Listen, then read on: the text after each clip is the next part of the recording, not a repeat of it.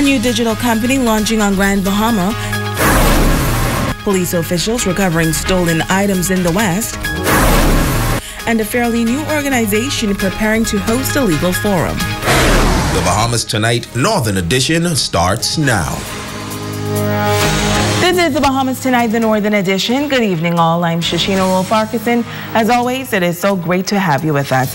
Topping the news tonight, Grand Bahama is reaping dividends from the campaign promoting the island as a technology hub. Yesterday, during a press conference at the office of the Prime Minister, the principals of a company based in Nashville, Tennessee, announced that they will be bringing their software business to this island.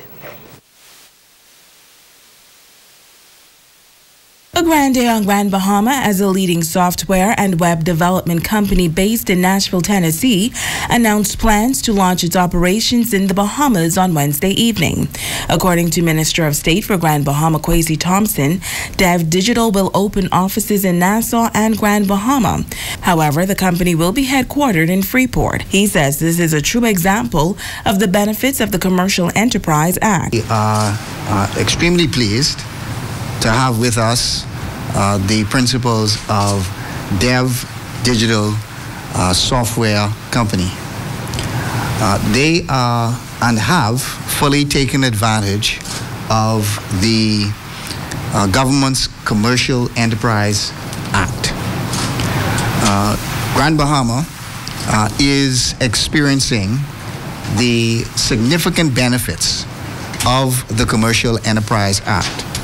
And we are pleased that a company like Dev Digital has been approved by the government under the Commercial Enterprise Act to operate as a full software development firm in the Bahamas.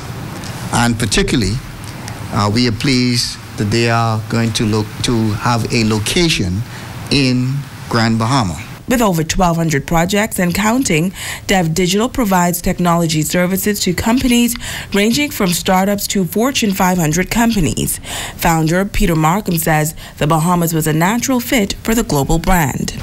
Over the last few years, that we're going to take a more global view, where a company in America usually thinks of those 300 million people inside America as their customer base. But as you look around the rest of the world, there's another 7 billion people with all kinds of opportunities. So today, we've incorporated in 3 other places: in India, Baroda, India, in Zambia, of all places, where we're working on education of medical professionals, and here, which we see as adjuncts, working perfectly, seamlessly on technology. If you think about technology, it doesn't depend as much on the climate. It depends on, you've got to have some good power, which you have here.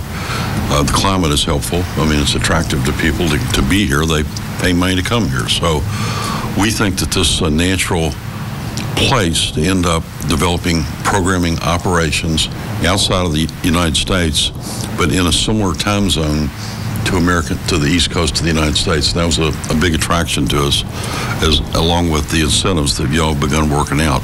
Representative Burton Rogers says that they are looking forward to working with entrepreneurs and putting Bahamians back to work. One of the major things that we would want to do is work an entrepreneur program and assist persons in starting up their business. That, along with what we do naturally, assist with the education system, the prison system, building software. Initially, we already actually have 3 persons working for the company now. We've actually employed some folks before we even got started, which is pretty good. But we're looking to, right after we finish getting all our paperwork done, we're going to in search of location now to open an office here in Grand Bahama, and we'll be looking at the general population to start staffing that business. For the local tourism sector, getting a much-needed boost today as a mega cruise ship made an inaugural voyage to Grand Bahama. The ship arrived with over 1,000 passengers, and a plaque exchange took place on board between 4 entities this morning. Italia Hall was there. The MS Ariana offers a 35-night cruise to the Caribbean and Central America. The first stop was Hamilton, Bermuda, with the second stop in Freeport. A plaque exchange took place between the MS Ariana, the Freeport Harbor Company, Freeport Ship Services, and the Ministry of Tourism. Captain Alan Hopkins says this is the first time that the ship has visited Freeport. The ship was built in 1995. She carries 1,750 guests and 750 crew. And the guests are on for the whole cruise, so for the 35 nights from Southampton to Southampton. Operations manager at the Freeport Harbor Company, Charles Roll, says they are always delighted to welcome new ships to the port. Also, not just the harbor, but the vendors, the tenants, and all the merchants that benefit, and the wider community. We are always welcoming, and we always remain open for these unscheduled calls. And we'd like to thank the MS Ariana for showing up today. Manager of Niche Markets and Maritime at the Ministry of Tourism, New Valari Chodasing, says this visit means good news for Grand Bahama. As you can see from the gathering, you have not just the government agencies represented with Customs and Immigration and the Ministry of Tourism, but also our private sector partners, the Grand Bahama Freeport Harbor, as well as Freeport Ship Services. And so you can see the whole island trying to pull together to make this a wonderful experience for not just the Oriana, but for all our visitors coming on shore. Now, once the MS Ariana leaves Grand Bahama, she will go to Cozumel, Mexico. Now the ship is expected to return here in March of this year. Italia Hall, ZNS Network News. Members of a local organization that focuses on the economic and social ills on Grand Bahama are speaking out against a recent rate increase in vital services. They say that residents cannot take on any additional financial burdens at this time. Italia Hall reports. Note the percentage increases. President of the Coalition of Concerned Citizens, Pastor Eddie Victor, says the organization is concerned about a recent notice on water bills of customers, stating that there will be an increase of rates for water supply and sanitation services. Based on information we've received, sanitation rates increased on January 1st, 2019, and water rates will increase on February 1st, 2019. The rate of increase is an average of 5% for both water and sanitation. This increase also means that VATs on bills will increase, meaning that the total bills for water supply will increase by 5.5% and sanitation services will increase by 5.6%. He says, to add insult to injury, no public notice was given in the media about the increase. Neither were there any town meetings or any meetings with stakeholders that we are aware of. Also, water being supplied in West and East Grand Bahama, in our view, should be regulated by ERCA. The responsibility for any regulator is to protect the consumers. With the present state of the island's economy, the Regulatory Committee of the Grand Bahama Port Authority, along with other entities, should seek to hold back on any further increases. When you look at the landscaping in Grand Bahama, there has been no major improvement to this place. As a matter of fact, when you flying into Grand Bahama and when you drive around this island, there is too much garbage in the city of Freeport. And so what is the increase all about? What is the benefit to the island? Co-founder of the organization, Pastor Margot Victor, says if rates go up, then so should the cost of living. I don't know when last I've heard of a cost of living increase. I used to hear of it in the 80s and the 90s, and it supported people as prices go up, but it hasn't been heard of in a very long time. And this is what's creating poverty and so much stress, economic stress, because prices, the cost of living is going up. But the system is not giving workers throughout the country some cost of living increase. Now the group says they have sent a letter to the Regulatory Committee of the Grand Bahama Port Authority requesting a meeting to discuss these concerns. Italia Hall, ZNS Network News.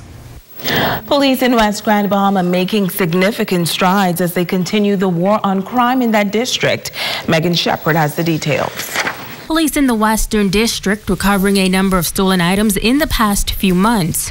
Corporal Michael Miller, attached to the Crime Management Division in the Western District, says that their investigations led to the arrest of 2 men.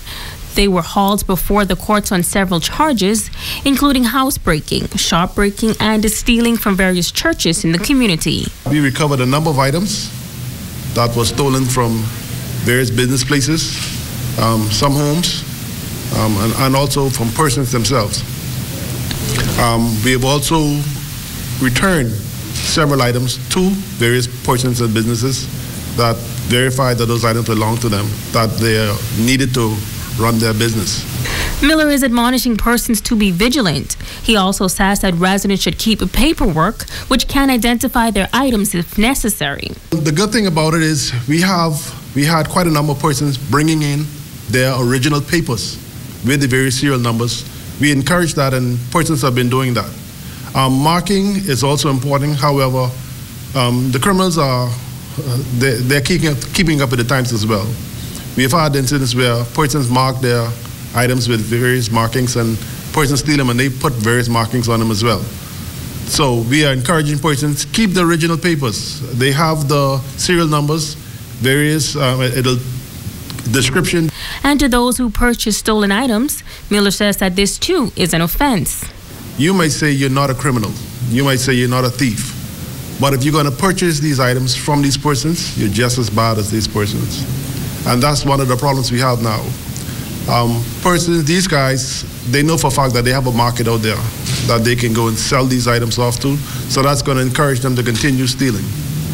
All right. There are still a number of items that we intend to collect within this week or the upcoming weeks related to these same guys.